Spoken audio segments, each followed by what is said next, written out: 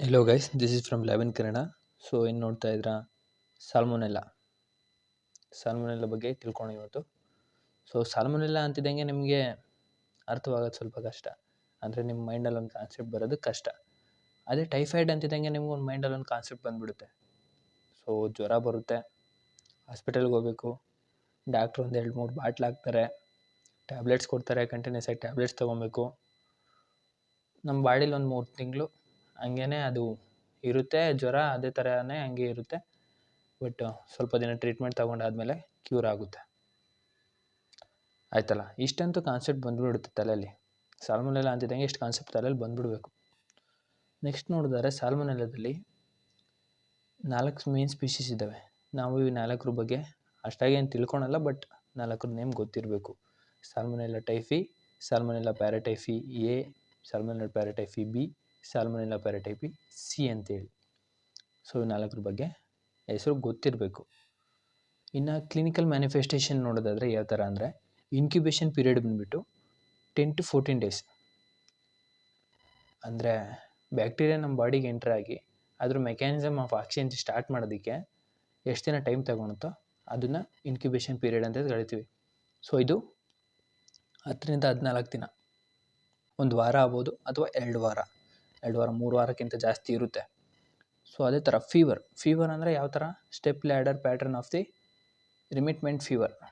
ಅಂದರೆ ದಿನ ಹೆಚ್ಚಾಗ್ತಾ ಹೋಗ್ತಕ್ಕಂಥದ್ದು, ಆಮೇಲೆ ದಿನ ಕಡಿಮೆ ಆಗೋದು, ಹೆಚ್ಚಾಗೋದು. ಸೊ ಇದಕ್ಕಿದ್ದಂಗೆ ಜಾಸ್ತಿ ಆಗೋದು, ಕಡಿಮೆ ಆಗೋದು, ಆ ಥರ ಫೀವರ್ ಬರ್ತಕ್ಕಂಥದ್ದು. ಹೆಡ್ಡೇಕು, ತಲೆನೋವು, ಜ್ವರ, ಕೆಮ್ಮು, ಚಳಿ. ಇನ್ನು ರ್ಯಾಷಸ್ಸು, ಇನ್ನು ಸ್ವೆಟ್ಟಿಂಗ್ ಅಂತ ಇದೆ, ಅವೆಲ್ಲ ಮೇನ್ ಪಾಯಿಂಟ್ಸ್. ಬರೀರಿ, ಬಿಡ್ರಿ ಎಕ್ಸಾಂಪಲಲ್ಲಿ. ಸೊ ಇನ್ನು ರ್ಯಾಷಸ್ ಅಂದರೆ ಎಲ್ಲಾಗುತ್ತೆ ಅಂದರೆ ಚೆಸ್ಟು ಮತ್ತು ಮೇಲ್ಭಾಗ ಸ್ಟೊಮಕ್ ಇದೆಯಲ್ಲ ಅಲ್ಲಾಗುತ್ತೆ. ಸೊ ಅಲ್ಲಿ ಅಂದರೆ ರೆಡ್ ಸ್ಪಾಟ್, ಅಂದರೆ ಕೆಂಪಗಾಗುತ್ತೆ, ಒಂದು ಸ್ವಲ್ಪ ಆಗಲ ಕೆಂಪಗಾಗ್ತಾ ಬರುತ್ತೆ. ಸೊ ಇನ್ನು ಪ್ಯಾಥೋಜೆನಿಸಿಸ್ ಯಾವ ವೀಕಲ್ಲಿ ಯಾವ ಥರ ಇರುತ್ತೆ ಅಂದರೆ, ಫಸ್ಟ್ ವೀಕಲ್ಲಿ abdominal pain, nausea, vomiting, anorexia. Abdominal pain ಅಂದರೆ ಹೊಟ್ಟೆ ನೋವು, ನಾಸಿಯಾ ಅಂದರೆ ವಾಮಿಟಿಂಗ್ ಬರೋ ಥರ ಆಗೋದು, ಬಟ್ ವಾಮಿಟ್ ಆಗೋಲ್ಲ. ಇನ್ನು ವಾಮಿಟಿಂಗ್ ಅಂದರೆ ಗೊತ್ತೇ ಇದೆ.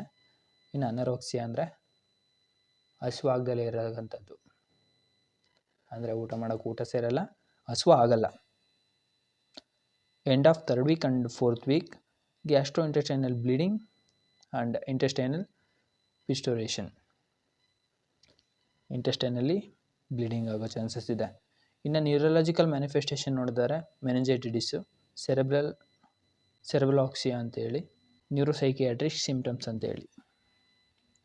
ಇನ್ನು ಮೋಡ್ ಆಫ್ ಟ್ರಾನ್ಸ್ಮಿಷನ್ ಯಾವ ಥರ ಟ್ರಾನ್ಸ್ಮಿಷನ್ ಆಗುತ್ತೆ ಅಂದರೆ, ಪೂರ್ ಸ್ಯಾನಿಟೈಸೇಷನ್, ಅಂದರೆ ಎಲ್ಲಿ ಕ್ಲೀನ್ನೆಸ್ ಇರೋದಿಲ್ಲ, ಕೆಲವೊಂದು ಕಡೆ ಕ್ಲೀನ್ನೆಸ್ ಕಡಿಮೆ, ಸೊ ಅಂಥ ಕಡೆ ಬರ್ತಕ್ಕಂಥ ಚಾನ್ಸಸ್ ಇರುತ್ತೆ.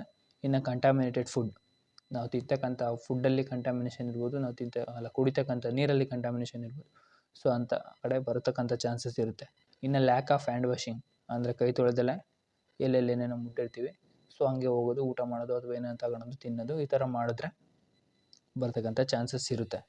ಇನ್ನು ಲ್ಯಾಬ್ ಡಯಾಗ್ನೋಸಿಸ್ ಯಾವ ಥರ ನೋಡೋದಂದರೆ, ಲ್ಯಾಬ್ ಡಯಾಗ್ನೋಸಿಸು ಎಕ್ಸಾಮಲ್ಲಿ ಕೇಳ್ಬೋದು 5 ಮಾರ್ಕ್ಸ್ಗೆ. ಸೊ ನೋಡ್ಕೊಳ್ಳಿ, ಕ್ವಶನ್ ಯಾವ್ಯಾವ ರೀತಿ ಕೇಳ್ಬೋದು ಅಂದರೆ, ಲ್ಯಾಬ್ ಡಯಾಗ್ನೋಸಿಸ್ ಆಫ್ ಸಾಲ್ಮೊನೆಲ್ಲ ಅಂತ ಡೈರೆಕ್ಟಾಗಿ ಕೇಳ್ಬೋದು, ಇಲ್ಲ lab diagnosis of typhoid fever ಅಂತ ಕೇಳ್ಬೋದು, ಇಲ್ಲ lab diagnosis of entry fever ಅಂತಲೂ ಕೇಳ್ಬೋದು. 3ರಲ್ಲಿ ಯಾವ ಥರ ಬೇಕನ್ನೋ ಕೇಳ್ಬೋದು. ಸೊ ಜ್ಞಾಪನಕ್ಕೆ ಇಟ್ಕೊಂಡಿರಿ. ಫಸ್ಟು ಸ್ಪೆಸಿಮನ್ ಏನೇನು ತೊಗೊತೀವಿ ಅಂದರೆ, ಬ್ಲಡ್ಡು, ಸ್ಟೂಲು, ಯೂರಿನು, ಮೇನಾಗಿ ಇವು 3 ತೊಗೊತೀವಿ. ಇನ್ನು other specimen depending upon the site of infection ಅಂತೇಳಿ ತೊಗೊತೀವಿ. ಇನ್ನು ಬ್ಲಡ್ಡು BASU ಅಂತೇಳಿ ಶಾರ್ಟ್ ಫಾರ್ಮು, ಬಾಸು ಅಂತೇಳಿ. ಸೊ ಬಿ ಅಂದರೆ ಬ್ಲಡ್ಡು, ಎ ಅಂದರೆ ಅಗ್ಲೂಟಿನೇಷನ್ನು, ಎಸ್ ಅಂದರೆ ಸ್ಟೂಲು, ಯು ಅಂದರೆ ಯೂರಿನ್ನು.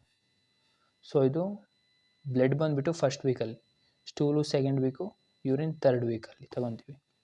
ನೆಕ್ಸ್ಟು ಡೈರೆಕ್ಟ್ ಮೈಕ್ರೋಸ್ಕೋಪಿ ನೋಡಿದರೆ gram negative bacilli, motile by polar flagella, ಒಂದು ಫ್ಲಾಜೆಲ್ಲ ಇರುತ್ತೆ. ಸೊ ಅಲ್ಲಿಂದ ಮೊಟೈಲ್ ಇದು.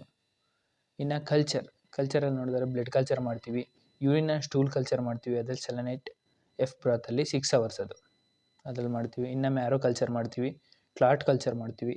On MacConkey agar non lactose fermenters NLF colonies MacConkey agar ಮೇಲೆ, ಅಂದರೆ ಯಾವುದೇ ಪಿಂಕ್ ಕಲರ್ ಕಾಲೋನಿನ ಇದು ಪ್ರೊಡ್ಯೂಸ್ ಮಾಡಲ್ಲ, clear colourless colonies. Selective media ಬಂದುಬಿಟ್ಟು XLD ಅಂತೇಳಿ. ಸಾಲ್ಮೊನೆಲ್ಲಾಗೆ ಸೆಲೆಕ್ಟಿವ್ ಮೀಡಿಯಾ XLD. ಇನ್ನು ಸ್ಪೆಷಲ್ ಟೆಸ್ಟು ಅಲ್ಲ, ಕಾಮನ್ ಟೆಸ್ಟ್ ಅಂತ ಹೇಳಿದ್ದು. ಅಂದರೆ ಕಾಮನ್ನಾಗೆ ಡಾಕ್ಟ್ರ್ ಹತ್ರ ಹೋಗ್ತೀವಿ, ಒಂದು 3-4 ದಿನದಿಂದ ಜ್ವರ ಇದೆ ಅಂತೇಳಿ ಏನಾದರೂ ಹೇಳಿದ್ರೆ ಬರೀತಾರೆ CBC + ವೈಡಲ್ ಅಂತೇಳಿ ಬರೆದು ಕಳಿಸ್ತಾರೆ. ಸೊ ಹೋಗಿ ಲ್ಯಾಬಲ್ಲಿ ಹೋಗಿ ಟೆಸ್ಟ್ ಮಾಡಿಸ್ಕೊಂಬರ್ಬೇಕು. ಲ್ಯಾಬಲ್ಲಿ ಹೋಗಿ ಟೆಸ್ಟ್ ಮಾಡಿಸಿದಾಗ ವೈಡಲ್ ಟೆಸ್ಟ್ ಮಾಡ್ತಾರೆ. ಅದರಲ್ಲಿ 2 ಮೆಥಡು, ಟ್ಯೂಬ್ ಮೆಥಡು ಮತ್ತು ಸ್ಲೈಡ್ ಮೆಥಡು. ಸೊ ಮೋಸ್ಟ್ ಕಾಮನ್ನಾಗಿ ಸ್ಲೈಡ್ ಮೆಥಡೇ ಮಾಡೋದು, ಬಟ್ ನಾವು ಟ್ಯೂಬ್ ಮೆಥಡ್ ಬಗ್ಗೆ ತಿಳ್ಕೊಂಡಿರಬೇಕು. ಅಗ್ಲುಟಿನೇಷನ್, ಟ್ಯೂಬ್ ಅಗ್ಲುಟಿನೇಷನ್ ಮೆಥಡ್ ಅಂತೇಳಿ. ಸೊ ಇದರಲ್ಲಿ O and H ಆ್ಯಂಟಿಬಾಡೀಸ್ನ ಡಿಟೆಕ್ಟ್ ಮಾಡ್ತೀವಿ ನಾವು. O ಅಂದರೆ ಸೊಮ್ಯಾಟಿಕ್ ಆ್ಯಂಟಿಜನ್ನು, H ಅಂದರೆ ಫ್ಲ್ಯಾಜೆಲ್ಲರ್ ಆ್ಯಂಟಿಜನ್ನು, ಆಯ್ತಲ್ಲ. ಸೊ ಅಗ್ಲುಟೇಷನ್ನು ಬೇರೆ ಬೇರೆ ಟ್ಯೂಬ್ಸ್ ಇದೆ. ಸ್ಪೆಸಿಫಿಕ್ ಆಗಿ ಅದಕ್ಕೆ ಅಂತಲೇ H ಆ್ಯಂಟಿಜನ್ ಡಿಟೆಕ್ಟ್ ಮಾಡೋದಕ್ಕೆ ಡ್ರೈಯಸ್ ಟ್ಯೂಬ್ ಅಂತೇಳಿ, O ಆ್ಯಂಟಿಜನ್ ಡಿಟೆಕ್ಟ್ ಮಾಡೋದಕ್ಕೆ ಫೆಲಿಕ್ಸ್ ಟ್ಯೂಬ್ ಅಂತೇಳಿ.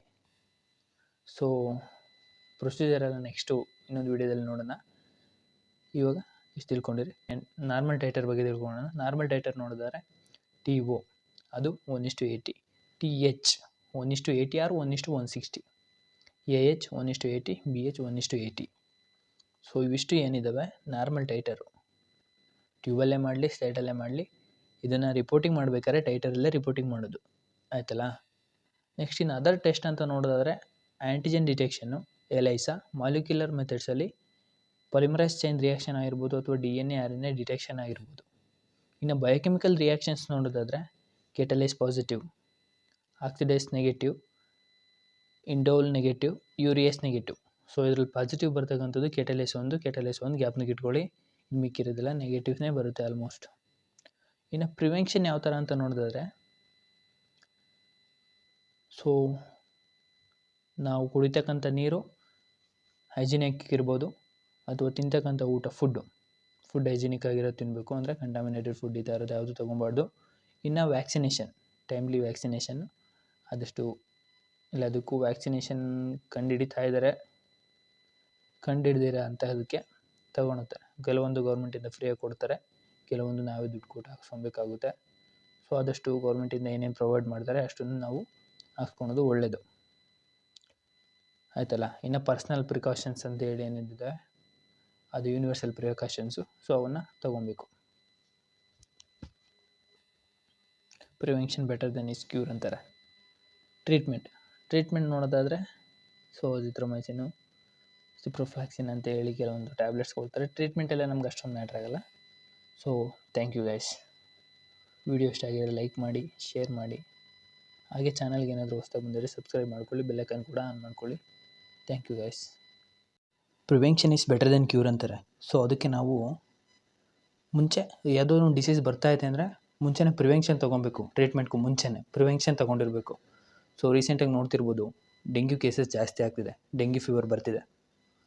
ಸೊ ಡೆಂಗ್ಯೂ ಫೀವರ್ ಬಂದರೆ ಪ್ಲೇಟ್ಲೆಟ್ಸ್ ಕಡಿಮೆ ಆಗುತ್ತೆ. ಡೆಂಗ್ಯೂ ಮೇನಾಗಿ ಬರೋದು ಸೊಳ್ಳೆಗಳಿಂದ.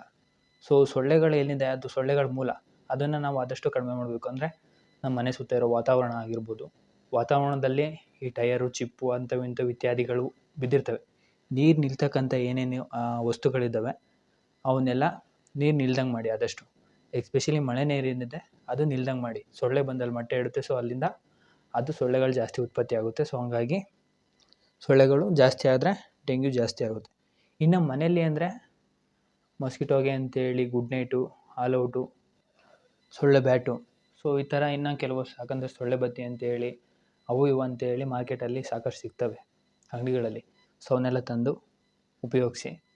ಜಾಸ್ತಿ ಉಪಯೋಗಿಸ್ಬೇಡಿ, ಯಥೇಚ್ಛವಾಗಿ ಉಪಯೋಗಿಸಿದ್ರೆ ಅದು ನಮ್ಮ ಗಾಳಿ ಆರೋಗ್ಯಕ್ಕೆ ಕೆಮಿಕಲ್ಸಿಂದಾಗಿ ನಮ್ಮ ಗಾಳಿ ಆರೋಗ್ಯಕ್ಕೆ ಅದು ಹಾನಿಕರನೇ. ಸೊ ಅದಕ್ಕೆ ಮಿನಿಮಲ್ ಎಷ್ಟು ಬೇಕೋ ಅಷ್ಟು ಉಪಯೋಗಿಸಿ, ಆದಷ್ಟು ಸೇಫಾಗಿರಿ. Thank you guys. ಹಾಗೆ ವಿಡಿಯೋನ ನಿಮ್ಮ ಫ್ರೆಂಡ್ಸ್ ಆ್ಯಂಡ್ ಫ್ಯಾಮಿಲಿ ಜೊತೆ ಶೇರ್ ಮಾಡಿ.